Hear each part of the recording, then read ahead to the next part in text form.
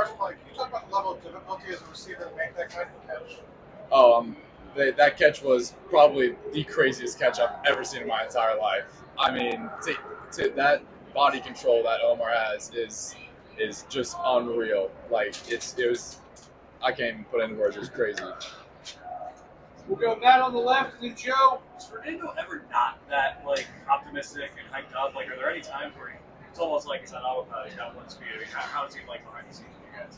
I mean, I'm roommates with Fernando too, so him and his brother, and they're first of all, they're great people. Like their families are great, and really they're always positive. Even at the house, like they're always, if somebody's having a bad day, they're always cheering you up. Like they're honestly just great people. We'll go Joe on the left and then Daniel. How much do you feel you've grown this season to come in with Surratt's out and make plays like the toe drag, the deep post, everything that went into this game?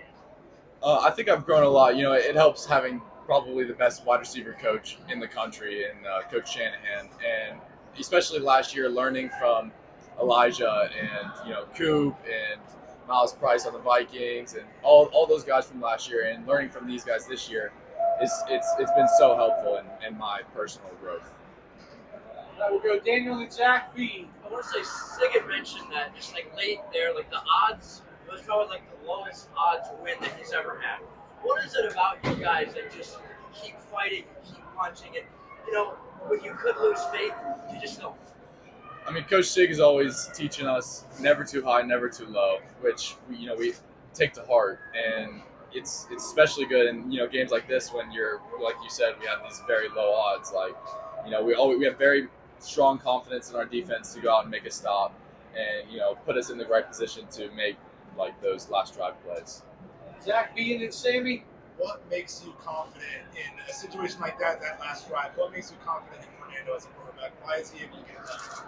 I mean, like I said, Fernando is probably the best quarterback in college football, and I think that all the hard work that we put in the offseason led to this exact moment, and all the extra work that we put in. We'll go Sammy and then last one to Thomas. Charlie, your first catch was the long one that set up the first touchdown. Can you take us through that? It looked like they were playing man and blitz a lot. Did you guys take advantage of that there?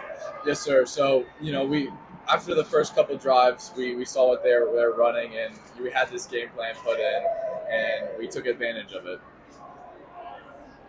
All right, Thomas, last one. Your catch before the Omar catch, what did you say on that play that helped you step up in that big moment?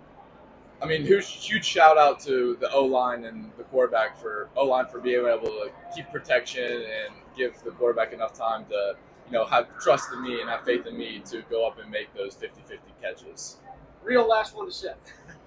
Just how much do you relish stepping up in some clutch moments like you did today? Some of the third down sideline catches. Obviously, it was a big spot to step up with Surratt out, but just some of those, individual moments within the game, crunch time. How much do you relish moments like that? Well, all the glory goes to God, first of all, and without Him, I would be nothing. And I think that in those moments, again, it's the O-line and it's the quarterbacks who have the ability to put us in those situations, to have faith in us to make those plays. All right, thanks.